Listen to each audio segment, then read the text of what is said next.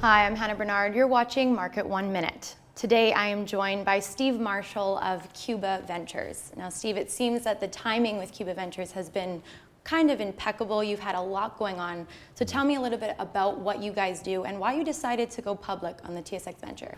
Cuba Ventures is an online travel and digital media company focused upon travelers to Cuba. We created 430 websites for Cuba in between 3 and 5 languages. And obviously over the last few years, these websites have become very popular. And we decided to take this company public, and the entity is Cuba Ventures. And it's my understanding that you have quite an extensive background and history in Cuba. Talk to me about that.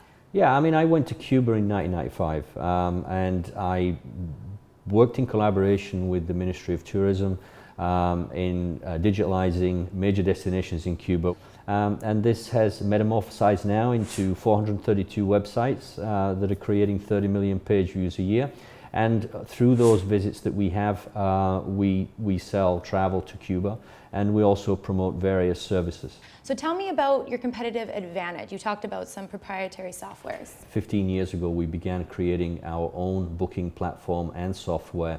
So we do front to back booking, very similar to Expedia Priceline, but focused upon Cuba itself. We've also just found a large market in the bed and breakfast for Cuba. They're called Casa Particulars in Cuba, or private homes.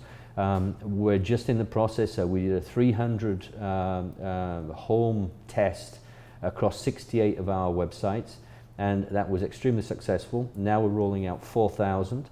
And we also find that offers the travelers to Cuba a more authentic experience, because they're staying in the homes of Cubans, and they're in better contact with the culture.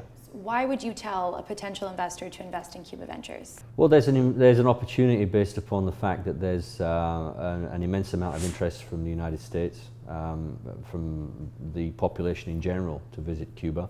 And of course, there is a limitation on most American companies, or at least their ability to be able to invest in Cuba right now. So it's one of the few ways that investors can get exposure in Cuba right now on a public market. Sounds like a great investment opportunity. Steve, thank you so much for being with us. Thank you very much.